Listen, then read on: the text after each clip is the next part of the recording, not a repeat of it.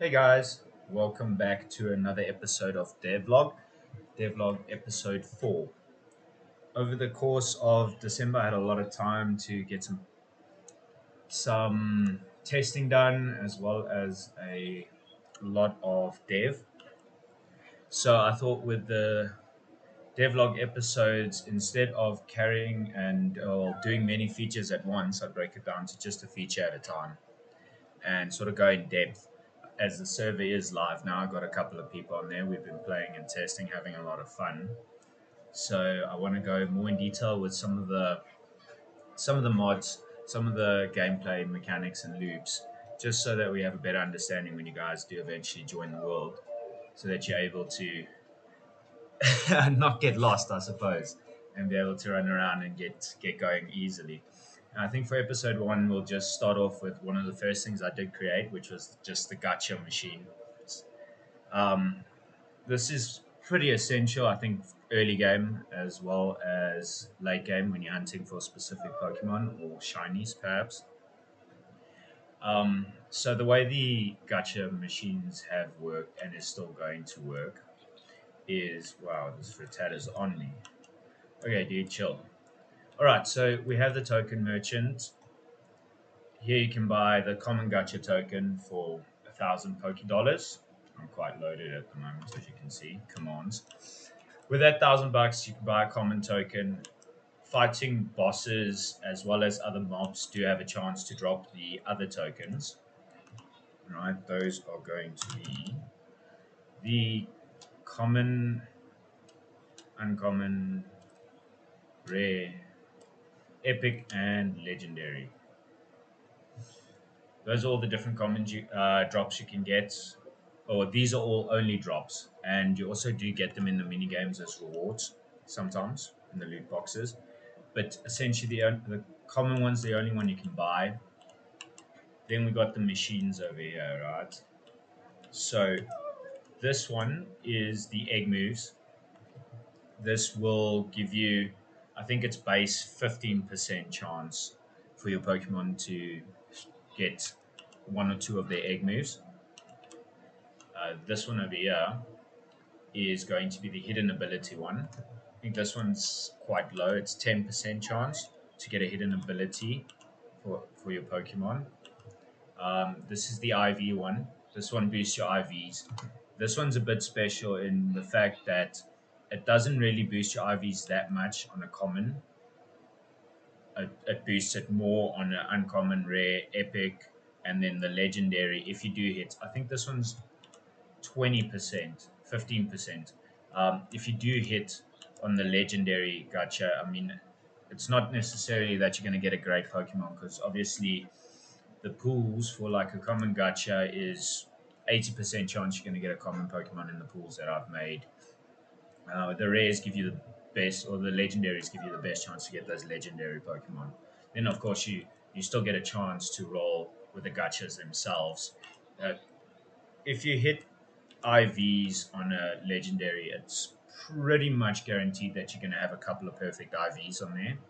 And then the last one is the shiny booster. That one gives you a chance to get a shiny Pokemon. That's at base 5%.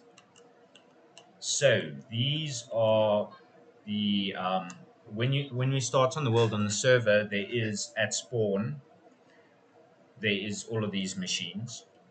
You can buy all of these tokens as well as the token merchant that sells them for $1,000 a pop. Then if you go further out, like we have it's rings tiers, right? The further out you go, the more difficult the game gets. The Pokemon spawn are a lot stronger. Um, Leveling up your outposts and stuff like that is also a lot more expensive, as well as getting a reputation there is a lot more expensive. That stuff does matter if we do go too far away. It's 123 kilometers. See, this is just a outpost that's got nothing on it. So if we do go /outpost, anyone can do this as well. This is part of what players would be doing on a daily basis. You'll be interacting with the outpost. This is the outpost dashboard. Currently, the outpost is at level 0, um, and we need 40,000 Poké Dollars to upgrade it to level 1. right? So if we do go and look at the ring tier, you can see we are in ring tier 8. It's distance from spawn, quite far away, 123 kilometers. Exponential. I just have the rings growing at an exponential rate. The first ring will always be 5,000 blocks, so growth, and then just the max tier, how far out you can go. Rings are actually capped to 9 tiers that you can go out. So tier 9 is the furthest you can go out, and then there's special examples where the rings will get stronger, the tiers will get stronger. But then you can see like these Pokemon are just spawning with a way higher level um, than the ones that we were seeing earlier, which is great for like scaling if you do want more of a challenge. So with the outpost, you can contribute funds to the outpost. So there's 40,000. That should take the outpost to level 1. Right? That's when we get the beam and the Pokestop. At outpost, let's just do this. Confirm level 2. You can see now we get in the mart and the Poke Center. We are currently on the server busy building new designs for these. So these aren't the ones that will be spawning later on in the world. But for now, we do get the Poke Center and the Pokemart. They just sell really basic things, which is a Pokeball and just some of the items that you're going to need to survive, as well as the Poke Center. But if we do go then to outpost and we level this up again to level 3, we're supposed to get the Gacha machines. Did I change that to level 4 perhaps? I see them. This is why I had so much money earlier. We can do this. Okay, cool. So it's at level 4. They are obviously going to spawn in their own building. That building's already been designed. But for the time being, they're just popping out over here, right? So these machines out here, because we're in tier 9, tier 8, the base percentages do go up. It factors that in as well as your reputation, right? Reputation's at level 1, so we aren't getting any boost from that. But just being in a further tier does give you a much better chance of getting better Pokemon from the drops. Well, depending on what exactly you're going for, just make some space. Depending on what you're going for, like I said, I think if I said this would be egg moves, that's 15. That's probably a tier 8 going to be over 20%. As well as the rest of them, they do get boosted. So what we'll do is we'll spend let's go for a legendary on the IV machine, grab an epic shiny, grab 2 of those for the hidden abilities, and we'll grab an egg move with an uncommon. Right, so now we got a bunch of eggs. We spent some of our tokens that we've gotten. If I do go to, is it hatch? Hatch there. 2.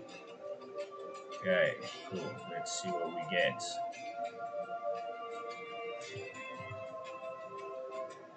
A Meowth. Okay, that was with the IV machine, I think I did. Let's just carry on hatching a couple of these and we can take a look, see if we hit anything. Morillal. Okay, my luck's not looking great today. Spinder. Like I said, the odds of getting the better Pokemon are higher in the machines. Whoa, sorry. Let me just quickly do that. These guys are on me. And let's hatch that last egg. Right, so nothing hugely great over there. They're pretty average. But let's take a look, see if we got anything decent. Okay, Meowth did not hit on the IVs. Um, oh, okay, but Morilal did I do two Anadis? I can't remember. I didn't get a shiny. Ah, check. I got Contrary Spinder with the hidden abilities, which is quite awesome. And that was supposed to be Egg News. Ah, cool. I got Oblivious over there, which is quite nice. So I did get two hidden abilities, which is awesome. I did not. I might have gotten a boosted IVs over there, but I didn't get a shiny. I think over here is where we can see if we got egg moves. Would be which one? It actually could be this Morelal that got. I'm not 100% sure. um, but yeah, so that's just a bit more of a detailed explanation of how these machines do work and how the gacha system works. On the next video, I'll sort of be explaining how the reputation system works as well as the outpost system in more detail. So stick around for that. And as always, thank you for watching and like and subscribe.